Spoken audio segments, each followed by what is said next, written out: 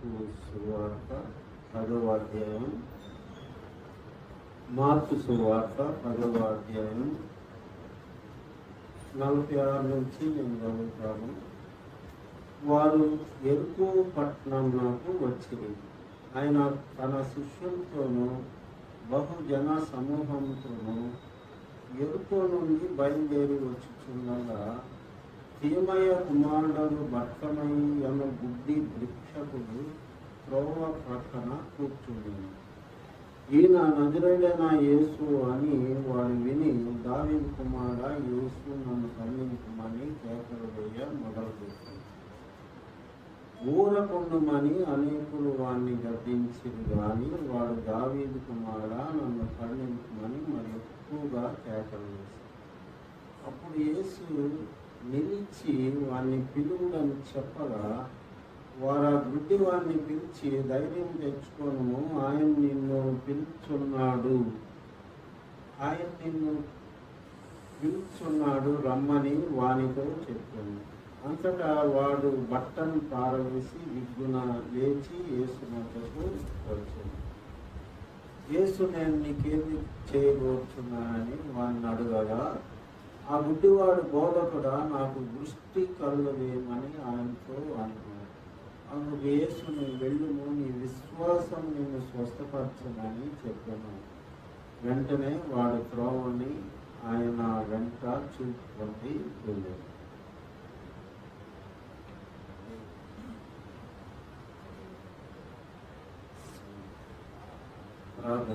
పరిశుద్ధుడైన దేవాకు నైనా మరియు ముఖ్య ధ్యానంలో మాకు కావాల్సిన ఆత్మ సహాయం మాకు దయచేయండి. వచ్చిన ప్రతి బిడ్డను మీరు దీవించండి, ఆశీర్వదించండి. వాక్యం వివరించిన నాకు నీ జ్ఞానం దయచేయండి. నా ప్రభువా, నా దేవ, నా రక్షక యేసుక్రీస్తు ప్రభువా, నీకే స్తుతులు చెల్లిస్తున్నాను. దేవానైనా వాక్యం వినువారమై ఉండకుండా వాక్యానికి భయపడి జీవించేవారుగా మమ్మల్ని చేయండి. దేవా ప్రభువా, నీకే మహిమ ఘనత స్తుతులు చెల్లిస్తూ వచ్చిన ప్రతి బిడ్డను నీ వాక్యం ద్వారా ఆశీర్వదించమని, స్వస్థపరచమని యేసుక్రీస్తు సర్వశక్తి నామంలో ప్రార్థిస్తున్నాం తండ్రి. ఇక్కడ మనం చదవబడిన వాక్య భాగంలో మరి ఒక గుడ్డివాడు యేసు వస్తున్నాడని, నజరుడైన యేసు వస్తున్నాడని విని మరి పెద్దగా కేకలు వేసి, దావీదు కుమారుడా నన్ను కరుణించమని కేకలు వేశారు. అయితే కొంతమంది అడ్డు తగిలేరు. అయినా కానీ ఇంకా కేకలు వేశాడు. ఇంకా ఎక్కువగా కేకలు వేసినట్టు మనం చూస్తాం. అయితే ఇక్కడ ముఖ్యమైన విషయం ఏంటంటే 51వ వాక్యంలో యేసు, నేను నీకేం చేయబోతున్నానని వాడిని అడగగా, ఆ గుడ్డివాడు, బోధకుడా నాకు దృష్టి కలుగజేయమని ఆయనతో అని. మనం ఎప్పుడు కూడా దేవుని దగ్గరకు వచ్చినప్పుడు స్పష్టమైన ఉద్దేశాలతో, స్పష్టమైన కోరికలతో రావాలి. ఆయన మనకి తండ్రి, మనం ఆయన కుమారులు. ఆయన మనకి కాపరైతే ఆయన మందలో ఒకడు అన్నమాట మనం. కాబట్టి మనం ఎప్పుడైతే మరి వాక్యం ఉంది కదా, యోహాను సువార్త 1వ అధ్యాయం 12వ వాక్యంలో మరి ఎందరైతే ఆయనను అంగీకరిస్తారో, అనగా ఆయన నామమందు విశ్వాసం ఉంచే ప్రతి వానికి దేవుని కుమారులగుటకు ఆయన అధికారము అనుగ్రహించారు. కాబట్టి మరి ఏంటి మన విశ్వాసం? ఆయన మన పాపాల కోసం భూమి మీదకి వచ్చాడు, నా కోసం చనిపోయాడు, నా పాపాలన్నీ ఆయన తీసుకున్నాడు. ఇక ఆయన మీద నేను నమ్మకం వస్తే నేను పరలోకం వెళ్తాను. ఆయన ఏ రకంగా పునరుద్ధరణ అయ్యాడో నేను కూడా అదేవిధంగా పునరుద్ధరణ అయ్యి పరలోక రాజ్యంలో చేరతాను అనేది మన విశ్వాసం అన్నమాట.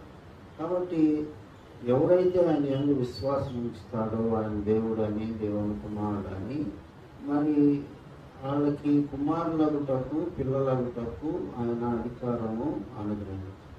మరి పిల్లలు ఎన్నో తప్పులు చేస్తూ ఉంటారు. మనకు తెలిసి కూడా వాళ్ళని సిల్లిగా మనం తీసుకుని నవ్వుతాం అలా తప్పులు చేసినాడు. అట్లాగే మన దేవుడు కూడా మన జీవితంలో అనేక పొరపాట్లు చేస్తాం. ఒకసారి తెలియక చేస్తాం, ఒకసారి తెలిసి కూడా చేస్తాం. చేసినా కానీ మనం మంచి వారమని ఆయనకి తెలిసే ఉన్నదని మరి దేవుని వాక్యంలో మనం చూస్తాం 103వ కీర్తనలో. తరువాత మన హృదయములంతా కూడా కేవలం ఎల్లప్పుడూ ఊహంతయు కేవలం చెడ్డ అని మరి దేవుడు తెలుసుకున్నాడని ఆదికాండం 6వ అధ్యాయంలో మనం చూస్తాం. మన గురించి ఆయన బాగా తెలుసు, మనం బలహీనులమని ఆయనకు తెలుసు. మరి అవ్వ ఆదాం దగ్గర నుంచి కూడా మరి ప్రతి మనం రాజుల గ్రంథం చూసిన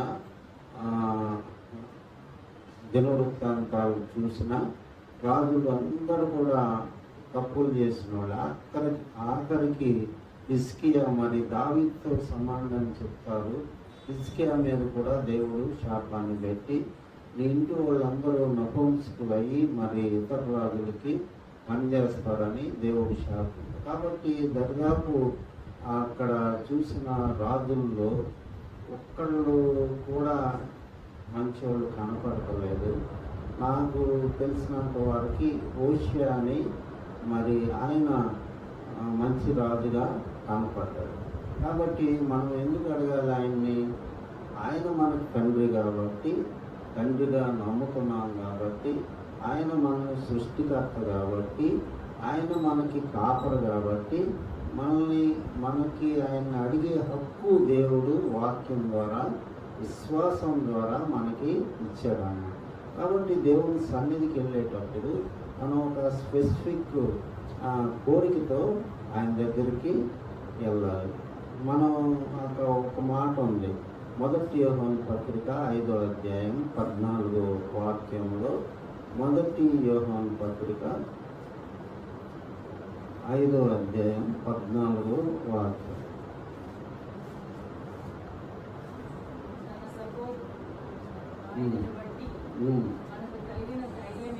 ఆయనను బట్టి మనకు కలిగిన ధైర్యం ఏదనగా ఆయన చిత్తానుసారంగా మనం ఏది అడిగినాను ఆయన మన మనవి ఆలకించున్నాడు. ఆయన చిత్తానుసారంగా మనం ఏది అడిగినా కానీ నాకు ఉద్యోగం కావాలంటే అది ఆయన చిత్తానుసారమే. ఆయనే అన్నాడు కదా, మా అందిన ఆహారం మాకు దయచేయమని ప్రార్థన చేయమన్నాడు కదా. దేవా నువ్వు ఇట్లా చెప్పావు, మరి నాకు ఉద్యోగం లేదు, నాకు జీవనోపాధి దయచేయమంటే ఖచ్చితంగా ఆయన జీవనోపాధి ఇచ్చే దేవుడు. మనకి ఏది కావాలో అది స్పెసిఫిక్గా ఆయన దగ్గరికి వెళ్ళాలి. కొంతమంది వెళ్తారు కానీ వాళ్ళకి ఏం కావాలో దేవుణ్ణి అడగరన్నమాట. బైబిల్లో సొలొమోన్ దగ్గరికి వెళ్ళి రాజైన సొలొమోన్ దగ్గరికి దేవుడు కనపడి కలలో నీకేం కావాలంటే వివేక హృదయం నాకు దయచేయమని అడుగుతాడు. ఇంకా అదిగాక ఇంకా కొన్ని ఇస్తానని దేవుడు ఇచ్చాడు. అదేవిధంగా మనం అనేక మందిని చూస్తాం. ఆడ శతాధిపతి చూస్తాం, నా దాసుడు మరి అనారోగ్యంగా ఉన్నాడు, నువ్వు ఒక మాట సెలవు స్వస్థపడతాడు.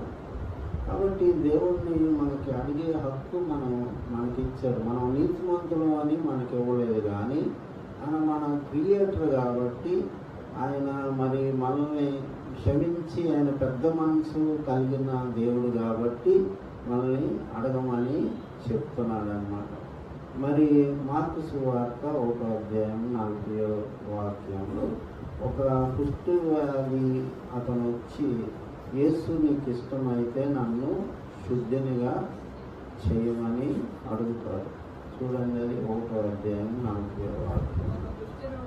ఒక కుష్ఠరోగి ఆయన యొద్దకు వచ్చి ఆయన ఎదుట మోకాళ్ళుని, నీకు ఇష్టమైతే నన్ను శుద్ధినిగా చేయగలవని ఆయనతో చెప్పి ఆయనను వేడుకొనగా ఆయన కనికరపడి చేయి చాపి వాణ్ణి ముట్టి నాకిష్టమే నీవు శుద్ధుడి కమ్మని వానితో చెప్పాను. కాబట్టి దేవుడు మరి అది మామూలు కోరిక కాదు. కుష్టివ్యాధితనం వెళ్ళి ఆయనకి ఈయనకి ఏమి రిలేషన్ లేదు, భక్తుడు కాదు, ఏం కాదు. మరి ఆయన ఏంటి, మనిషి ఈయన దేవుడు, ఆయన క్రియేటరు, ఈయన సృష్టింపబడిన వాడనమాట. అదే రిలేషన్. వెళ్ళి అంటున్నాడు, నీకు ఇష్టమైతే నన్ను ముట్టి శుద్ధినిగా చేయమంటే నాకు ఇష్టమే అని మొక్కుకున్నాను. కాబట్టి ఎంత పెద్ద కోరికైనా కానీ అది రీజనబుల్గా ఆయన చిత్తానుసారంగా ఉంటే దేవుడు ఖచ్చితంగా కోరికను తీర్చే దేవుడై ఉన్నాడన్నమాట. కాబట్టి ఇంకొకటి అన్నాడు, విశ్వత నిత్యం ప్రార్థన చేయమని.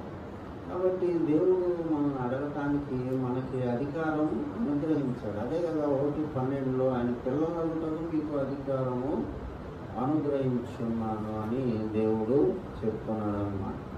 అట్లాగే దొంగ కూడా ఏమంటాడు, ఆ యేసు నీ రాజ్యంతో వచ్చేటప్పుడు లూకాసు సువార్త 23వ అధ్యాయం 42వ వాక్యంలో యేసు నీవు నీ రాజ్యంలోనికి వచ్చినప్పుడు నన్ను జ్ఞాపకం చేసుకున్నాను. అందుకైన వాంతో నేడు నీవు నాతో కూడా పరదేశంలో ఉన్నవని నిత్యంగా నీతో చెప్పుతాను. దొంగ ఇక్కడ ఏంటంటే ఖచ్చితంగా అడిగే ధైర్యం లేదు. నన్ను పర్వత రాజ్యానికి తీసుకెళ్ళు ప్రభా, నీ రాజ్యంలో నన్ను ఉంచుకో, నాకు ఒక చిన్న చోటు ఇవ్వమని అంటలా. నీ రాజ్యంతో వచ్చేటప్పుడు నన్ను జ్ఞాపకం చేసుకోమని చాలా పాలిష్డ్గా విన్నవించుకున్నాడు. అయినా కానీ యేసు ప్రభు చాలా ఖచ్చితంగా చెప్పాడన్నమాట, నేడు నీవు నాతో కూడా పరదేశంలో ఉన్నావు. కాబట్టి మనం ఏ కోరిక కోరినా చాలా స్పెసిఫిక్గా మనం అడగాలి. నా కోరిక ఇది. కాబట్టి యాకోబు పత్రిక 4వ అధ్యాయంలో మీరు అడుగుతున్నారు కానీ మీ లోక భోగాల కోసం మీరు అడుగుతున్నారు, అందుకనే మీరు పొందలేక పోవచ్చును. కాబట్టి మనం అడిగే కోరిక చాలా రీజనబుల్గా ఉండాలి. మరి లూకాసు సువార్త 11వ అధ్యాయం 11వ వాక్యంలో యేసు ప్రభు ఏం చెప్తాడంటే, మీరు పరిశుద్ధాత్మను అడగండి. చదవండి 11, 12, 13 లూకాసు సువార్త 11వ అధ్యాయం.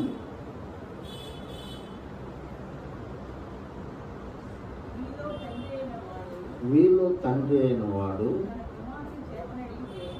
తన కుమారుడు చేపను అడిగితే చేపకు ప్రతిగా పామునిచ్చిన, గుడ్డును అడిగితే తేలునిచ్చిన, కాబట్టి మీరు చెడ్డవారై ఉండి మీ పిల్లలకి మంచి ఈవులు ఇవ్వనెరిగి ఉండగా పరలోకమందున్న మీ తండ్రి తన్ను అడుగు వారికి పరిశుద్ధాత్మను ఎంతో నిశ్చయంగా. అంటే నేను ఇదివరకు ఏమనుకున్నాను అంటే, పరిశుద్ధాత్మను అడగాలంటే మనం పరిశుద్ధులై ఉండాలి, అప్పుడే దేవుడు పరిశుద్ధాత్మ అనుగ్రహిస్తాడు అనుకున్నాను. కానీ బాగా దాన్ని వాక్యాన్ని చూసినట్లయితే మరి పరిశుద్ధంగా ఉండటం అనేది అది సాధ్యం కాదు. తలంపుల్లో మరి నోటి మాటలో ఇంటి చూపులో పరిశుద్ధంగా ఉండటం అనేది సాధ్యం కాదు. ఆయన కృప ద్వారా మనం పరిశుద్ధాత్మని పొందుతామన్నమాట. పరిశుద్ధాత్మ పొందినాక దేవుడు మనకు శక్తిని ఇస్తాడు, పరిశుద్ధాత్మతో పరిశుద్ధంగా జీవించే జీవితం ఇస్తాడు. కానీ ముందే మనం పరిశుద్ధంగా జీవించి ఆయన అడగటం అనేది ఇంపాసిబుల్. కాబట్టి ఆయన ఏం చెప్తున్నాడు, మీరు పరిశుద్ధాత్మను అడగండి. అంత మాత్రాన మనం వ్యభిచారులుగాను దొంగలుగాను దోచుకునే వాళ్ళుగా ఉండి పరిశుద్ధాత్మను అడగకూడదు. మనం ఒక సాధారణమైన విశ్వాసగా ఉంటే దేవుణ్ణి దేవా పరిశుద్ధాత్మ అంటే ఒక పర్పస్ ఉండాలి. మనం అడుగుతున్నాం అంటే దేనికి అడుగుతున్నాం? పరిశుద్ధాత్మ ఒక మనం పవర్ చూపెట్టి జనాల్ని భయపెడతానిక, భాషలు మాట్లాడటానిక. కొంతమంది భాషలు మాట్లాడి మనుషుల్ని భయపెడతారు. మరి ముఖ్యంగా పెంతుకొస్తూ సంఘంలో అది మనం చూస్తాం. అందుకు కాదు, అది దేవునికి సంఘానికి విస్తరించడానికి మరి సంఘ అభివృద్ధికి మనం ఆ గిఫ్ట్ని ఉపయోగించాలి. కానీ మన స్వార్థ ప్రయోజనాలకి దేవుణ్ణి అడగకూడదు. దేవుడు ఎందుకు అడగమన్నాడు? ఆయన సంఘం బలపడాలని, విశ్వాసులు బలపడితే సంఘం బలపడుద్ది అనే ఉద్దేశంతో యేసు ప్రభు ఏమన్నాడు? పరిశుద్ధాత్మను అడగాలి అని చెప్పి మరి ఆయన ఖచ్చితంగా మనకి చెప్పాడు. అయితే మనం అడుగుతూ ఉండాలి విశ్వాసం అయినప్పుడు, దేవా పరిశుద్ధాత్మ అంటే ఏంటి? పూనకంలాగా కేకలేయటం కాదు, కానీ చాలా ఖచ్చితమైన జీవితం జీవిస్తాం. ఉదాహరణకి యేసేపు ఉన్నాడు, ఎంత పరిశుద్ధుడిగా జీవించాడు ఆయన. ఆయన ఏమైనా భాషలు మాట్లాడా, లేకపోతే ఏమన్నా ప్రవచనాలు చెప్పాడు? ఏం లేదు. యేసు ప్రభుతో సమానుడైన జీవితం జీవించారని బైబిల్ పండితులు చెప్తారు యేసేపు గురించి. ఎంత పరిశుద్ధంగా మరి తన యొక్క క్యారెక్టర్ని కాపాడుకున్నాడు అదనమాట. పరిశుద్ధాత్మ ఉన్నప్పుడు మనిషిలో అలాంటి జీవితం మనం జీవించి ఇతరుల్ని ఆశ్చర్యపడేటట్లు మనం జీవించగలం. కాబట్టి దేవుడు ఏమన్నాడు? పెద్ద పెద్ద కోరికలు కోరండి అని చెప్తున్నాడు. చిన్న చిన్నవి కాదు, పెద్ద పెద్ద కోరికలు కోరండి అని చెప్తున్నాడు. కాబట్టి మనం మరి ఇక్కడ బర్తలోమియా ఏమంటున్నాడు? యేసు ప్రభు డైరెక్ట్ క్వశ్చన్ వేశాడు, నేను నీకేం చేయగలుగుతున్నాను అని వాడిని అడగా, గుడ్డివాడు గోడ కూడా నాకు దృష్టి కలుగజేయమని ఆయనతో అని. కాబట్టి మరి మనం ఖచ్చితంగా ప్రభు సన్నిధికి వెళ్ళి ఆయన బిడ్డై ఉండాలి. ఆయన్ని అడగాలంటే మన ముందు ఆయన మందలో మనం చేరి ఉండాలి, ఆయన బిడ్డై ఉండాలి. మనం ఆయన్ని రక్షకుడిగా ఒప్పుకొని బాప్తిసం తీసుకొని ఒక మంచి జీవితం జీవిస్తా ఆయన ఏం అడిగినా కానీ ఆయన ఇచ్చే దేవుడు. ఇక్కడ భక్తమయ్యి మరి ఆయనకి ఆ రోజుల్లో మరి బాప్తిసం లేదు, ఆ రోజుల్లో మరి విశ్వాసం కూడా లేదు. ఆయన కరుణ వల్ల మరి దృష్టి అనేది పొందేదాన్ని. కాబట్టి దేవుణ్ణి ఎవరు అడిగినా, ఎందుకంటే ఆయన క్రియేటర్, మనం క్రీచర్లు. కాబట్టి మనం ఆయన సృష్టికర్త, మనం సృష్టింపబడిన వాళ్ళం. కాబట్టి ఆయన ఖచ్చితంగా మనవి ఆలకిస్తాడు. మనం చూసినట్లయితే లూకా సువార్త 18వ అధ్యాయం 13వ వాక్యంలో సుంకరి ఒక గొప్ప కోరిక కోరుతాడు. పాపినైన నన్ను క్షమించము అంటాడు. భూమి మీద ఉన్న కోరికల్లో అన్నిటికంటే గొప్ప కోరిక ఏంటంటే పాపినైన నన్ను క్షమించమనేది. లూకా సువార్త 18వ అధ్యాయం 13వ వాక్యం. అయితే సుంకరి దూరంగా నిల్చుండి ఆకాశము వైపు కనులెత్తుటకైనను ధైర్యము చాలక రొమ్ము కొట్టుకొనొచ్చు, దేవా పాపినైనా నన్ను కరుణించమని పలికాడు. ఆడ మరి ఆయన ఏం పాపాలు చేశాడో లేదో మనకైతే తెలియదు. దావీదు ఏమంటాడు? నేను తల్లి గర్భమందే నేను పాపిగా ఉన్నాను, పాపంలోనే నేను పుట్టానని చెప్తాడన్నమాట. కాబట్టి మరి ప్రతి ఒక్కరు కూడా అందరూ పాపం చేసి దేవుడు అనుగ్రహించు మహిమను పొందలేకపోతున్నారు. కాబట్టి ఈ ప్రార్థన ప్రతి ఒక్కరు చేయాలి, ఎప్పుడూ చేయాలి. చాలామంది ఏమంటారంటే ప్రాస్పరిటీ గాస్పల్ ప్రీచ్ చేసేవాళ్ళు, ఇంకా నువ్వు దేవుని కుమారుడు అయినాక ఇంకా పాపి అని ఎందుకంటావు అని క్వశ్చన్ చేయాలి. పౌలేమంటాడు? నేను పాపుల్లో ప్రధాని అంటాడు. పాపులను రక్షించుటకు క్రీస్తు యేసు లోకం నాకు వచ్చిన వార్త నమ్మదగినది, పూర్ణాంగీకారం నాకు యోగ్యమై ఉన్నది. అట్టి వారిలో నేను ప్రధానంగా. కాబట్టి మనకి లోకంలో శరీరంతో ఉన్నంత వారికి ఏదో ఒకటి తలంపుల్లోనో ఎక్కడో చోట తట్టుకోగానే ఉంటామన్నమాట. కేవలం ఆయన కృప ద్వారానే మనం పరలోక రాజ్యం వెళ్తామని ఉందన్నమాట. మీరు ఆ విశ్వాసం ద్వారా కృప చేతనే రక్షింపబడ్డారు, ఇది మీ క్రియల వలన కలిగినది కాదు. కాబట్టి ఎవడు కూడా అతిశయపడటానికి వీలు లేదని వాక్యం మనకి సరే. కాబట్టి మనం ఎవరు అనేది మనం తెలుసుకోవాలన్నమాట. కాబట్టి ఈ వాక్యాలన్నీ మనం ధ్యానం చేసుకున్నప్పుడు దేవుణ్ణి అడగటానికి మనకి ధైర్యం వస్తుంది. మనం నీతిమంతులని అడగం మనం ఆయన నమ్ముకున్నాం. ఆయన నా పేరు పెట్టబడిన ప్రజలు అంటాడు. ఆయన 2వ దినవృత్తాంతాలు 7వ అధ్యాయం చివరిగా చదవండి 14వ వాక్యం.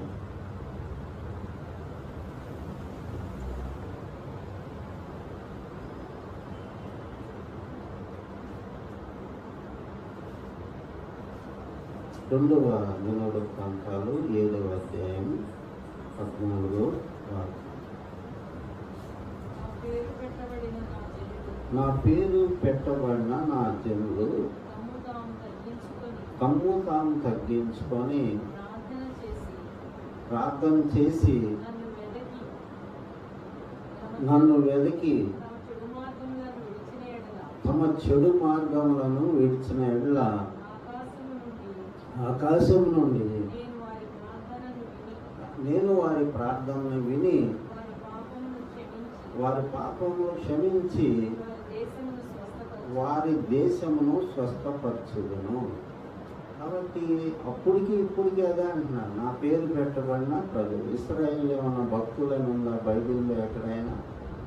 నేను మిమ్మల్ని ఎరిగిన కాడ నుంచి మీరు నా మీద తిరుగుబాటు చేస్తున్నారు అని చెప్తాడు. ద్వితీయోపదేశకాండం 8వ అధ్యాయం 9వ అధ్యాయంలో మోషే ఏం చెప్తాడు వాళ్ళని ఉద్దేశించి, నేను మిమ్మల్ని ఎరిగిన కాడ నుంచి మీరు నా మీద దేవుని మీద తిరుగుబాటు చేస్తానే ఉన్నారని చెప్తాడు.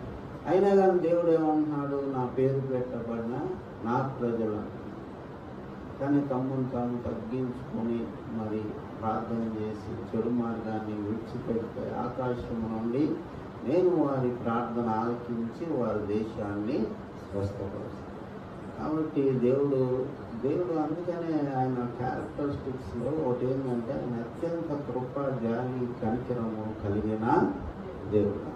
అడగడం నీ వెనకటి రికార్డు. నువ్వు అప్పుడు అట్లా అన్నావు, నన్ను దూషించావు, లేకపోతే నువ్వు అన్ని పాపాలు చేసావు, ఇప్పుడు వచ్చి నన్ను అడుగుతావా? నా దగ్గరికి వచ్చేవాడిని నేను ఎంత మాత్రమో త్రోసివేయను. కాబట్టి మనకున్న దేవుడు క్రైస్తవులకి ఉన్న గొప్ప ఆశీర్వాదం అదే. మరి యెహోవా దేవుడు కలిగిన జనులు ధన్యులు.